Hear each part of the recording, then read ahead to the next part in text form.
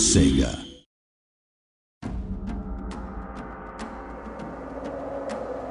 Hello and welcome back to Total War Shogun 2's multiplayer tutorial, Part 2.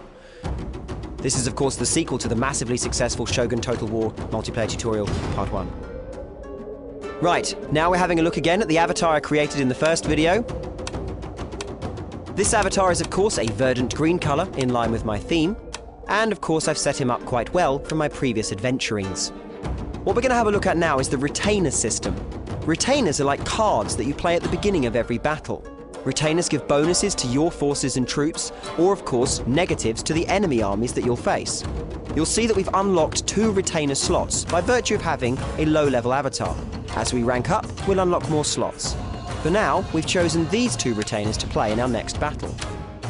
In addition, we've gained a veteran unit, a unit that's been with us through thick and thin and has gained skill points as a result. You'll see here that we've got the ability to unlock a few of the new attributes at the top. We're going to go ahead and go for bow damage, thereby creating a little bit more anarchy with the bows that we send. We can also actually customize this veteran unit, colouring him and changing his hue and contrast in colours in order to make him fit a little bit better both with our sofa and with our army. So you can see here our personally named, personally coloured Bow Ashigaru unit, a veteran of many battles on our behalf, 2, who is now much better placed to play with us. Now, the next province we're going to go for on the online campaign map will be in order to unlock one of the retainers that we saw earlier. So we're going to go ahead and try and attack this province down in the southeast. Now we're picking and selecting our army. You'll notice here we're going to go for a fairly mixed army, including our veteran unit. Here you can see the unit stats on the right, and of course our veteran has slightly increased bow damage as a result of his unlock. We're also going to include a few of our Yari Samurai, the unit we unlocked in our last battle, and again, a quick look at their statistics against their Ashigaru brethren show that they are slightly superior. We're going to save this army loadout because it looks pretty good and pretty balanced, meaning we can load it quickly again later on. And now join an online battle to try and win the province that we want. Here we are in the online battle. You can see my army right here, ready to go. My retainers ready to play. And of course, therefore, we begin. Bala! Yeah! Here we are, counting down. And into the online battle. Now, we move my veteran archers into a very good position. Using my superior bow damage and from a good position, we rain death onto the enemy. You can see they panic and begin to flee, but they counter with a horse charge, and I employ my Yari Samurai, experts against cavalry, and cut them to pieces with a cavalry charge of my own. This, followed by a few deft subsequent maneuvers, results in a decisive victory and my opponent's head on a plate. You'll see that by winning that battle, we've gone up a rank with our general. We've also created a veteran unit of Yari Ashigaru, which we are naming now. And of course, we've unlocked various bonuses, including the retainer that we wanted earlier on the map. Here are the unit statistics following the battle. This shows us that our Yari Ashigaru unit did just enough to gain his next rank, and we can now go ahead and turn him into a veteran, just as we did with the archers. So here we are, back on the online campaign world, with a couple of provinces under our control. And allow me to tell you, friends, this is not it. Because... boom! Here we have the multicoloured Joseph's Technicolor Dreamcoat of the Clan Competition online map world. Here you can see that we have a variety of different colours, denoted of course all the different clans. But first, we need to join a clan. On the left-hand side you can see the number of Steam groups we already belong to. Steam groups are clans in Shogun 2. And on the right, you can see all of the publicly accessible Steam groups, or clans, that we can become a part of. Now we're going to go ahead and obviously join the clan for the Steam group that we're already in. Here you can see our players and of course our activities on the right hand side. Back onto that online colourful rainbow map.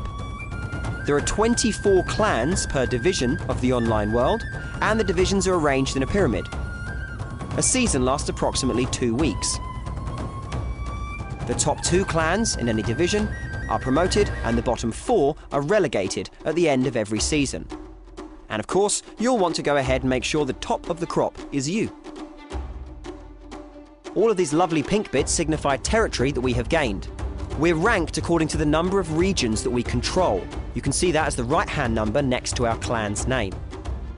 The regions are taken over by various different clans by having the highest clan influence score on that region, i.e. by fighting and winning battles, or in other cases, by holding lots of adjacent territories surrounding that region.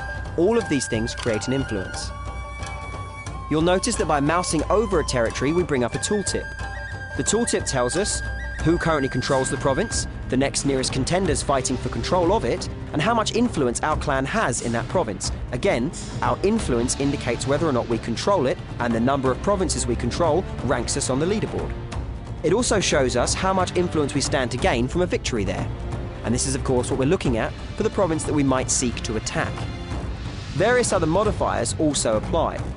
Controlling adjacent provinces, for example, will allow us to capture and greatly increase the clan influence we earn for a victory.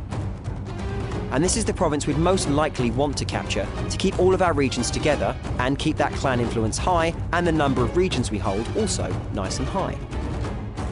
We encircle it so it looks like it's a good place to go for, but we're going to go ahead and allow our clan leader to choose this one. As a lowly member of the clan, we have to follow instruction, if we choose to, and help out the overall clan effort. So now we're going to wait and see what our leader selects. By placing this symbol on the map, the leader of a clan tells all the other clan members which region they should fight over and therefore gain influence in and eventually, hopefully, control. Our clan leaders picked the region that we thought he would, and so we're going to go ahead and attack the region we've been told to. Now, hopefully, a victory here, plus having influence by virtue of having all of the surrounding regions, will allow us to take control and therefore add a point to our rankings. Here you can see that by doing what the clan wants, we can also earn clan tokens that will allow us to upgrade our units.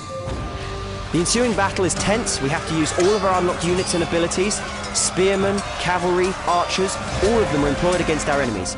It's a bitter and tough battle, but after a pretty swift fight and the enemy routing, you can see we've taken control of this province. It's now coloured a beautiful pink. Now, essentially, that's all that's left. We'll turn this world over to you. For wrath or for ruin, it's yours. Have fun!